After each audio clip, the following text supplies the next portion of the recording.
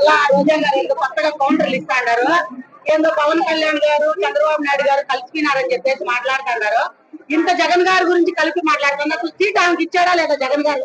అసలు నగిరిలో నిలబడుతుందా లేదా ఆమెకు అసలు పోస్ట్ వస్తుందా లేదా? కూటమి గురించి ఏం తెలిసే నాకు మాట్లాడుతుంది. కూటమి అంటే నలుగురు కలిస్తేనే ఒక సంస్థ.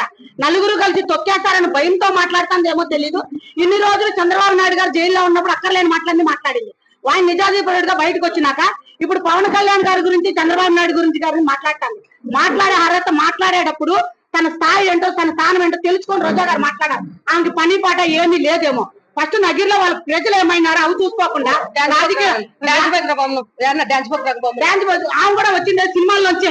అది జబర్దస్త్ నుంచే వచ్చింది. అది తెలుసుకోకుండా పవన్ కళ్యాణ్ గారు సినిమాల నుంచి వచ్చినారు. అది కానీ మాట్లాడే అతిలో పెట్టుకొని మాట్లాడితే బాగుంటుంది రోజా గారికి. ఫస్ట్ నగిరిలో ఆమె ప్రజలు ఎట్లుండారో చూసుకొని 10 కార్లు వేసుకొని తిరిగేది, అవి చేసేది.